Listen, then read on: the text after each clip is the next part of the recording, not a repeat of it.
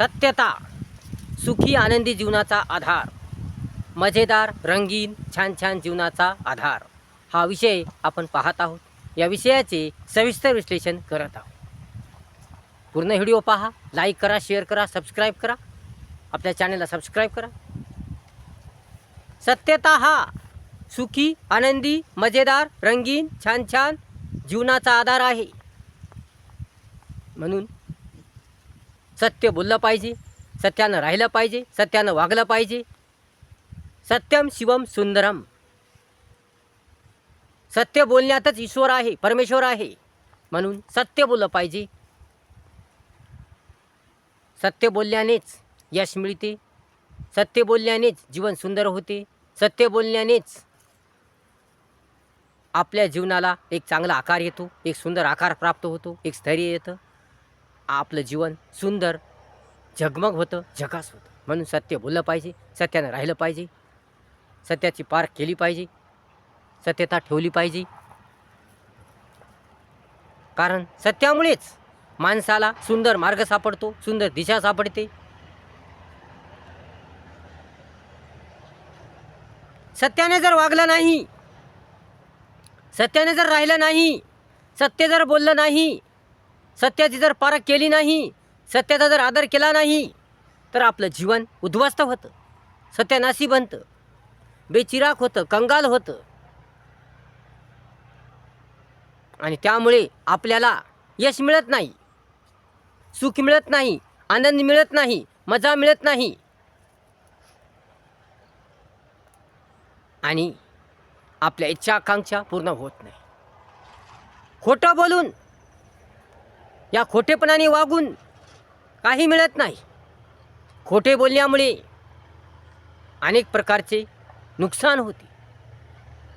या खोटे बोलण्यामुळे आपली शान जाते, मान जातो, इज्जत जाते, आपलं सुंदर जीवन बेचिराग होते. खोटं बोलणे एकदम सोपं आहे. खोटं बोलताना फार मजा येते, परंतु नंतर मात्र फार मोठी सजा होते. नंतर मात्र दुःखच दुःख, संकट येतात, अडचणी येतात, समस्या येतात. म्हणून खोटं बोलू नका. काय खरं ते एकदा सांगून टाका. काय खरं आहे ते एकदा सांगून टाका. म्हणजे तुम्हाला कटकट राहणार नाही, करकर राहणार नाही, किरकिर राहणार नाही.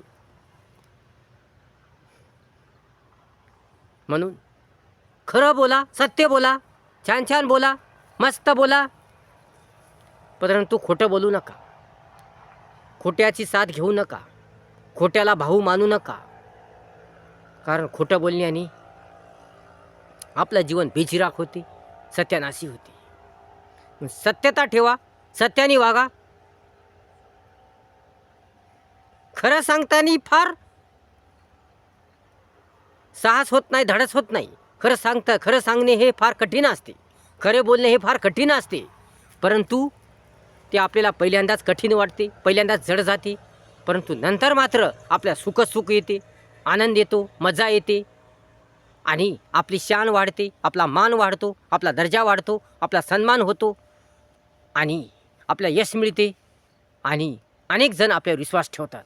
परंतु खोटं बोलल्यामुळे जे आपल्यावर विश्वास ठेवणारे असतात, ज्यांनी आपल्यावर विश्वास ठेवला असतो, तो पुन्हा आपल्यावर विश्वास ठेवत नाही, आपल्या लबाड ठरवतो, खोटारडा बनतो, आणि ते कधीच आपल्यावर विश्वास ठेवत नाही. म्हणून खोटं बोलू नका, तर सत्य बोला, सत्याने राहा, सत्याने वागा. कारण सत्यानेच जीत होत असते, सत्यानेच यश मिळत असते. सत्य बोलल्यामुळेच ईश्वर प्रसन्न होतो, सत्य बोलल्यामुळेच वर्गाचे यश मिळते, आनंद मिळतो.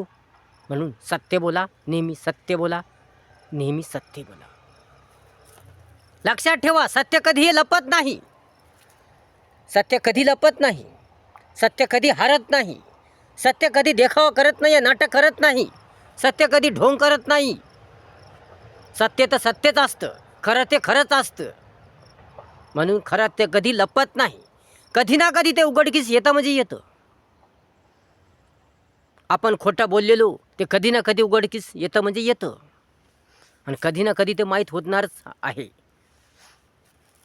आणि नंतर मात्र आपल्याला फार त्रास होतो, फार नुकसान होते. आपलं जीवन एकदम दुःखकारक बनते, कंगाल बनते. म्हणून खरं बोला, सत्य बोला, सत्याने वागा, खऱ्याने वागा. खोटं बोलू नका, खोट्याची बाजू घेऊ नका, खऱ्याची बाजू घ्या.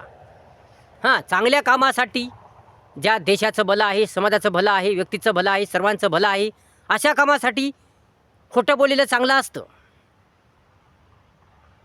परंतु इतर कामासाठी, या वाईट कामासाठी खोटं बोलू नये. खोटं बोलू नये. खोटं बोलल्यामुळे इतरांचं फार नुकसान होतं, इतरांना धोका होतो, इतरांच्या जीवनाचं नुकसान होतं.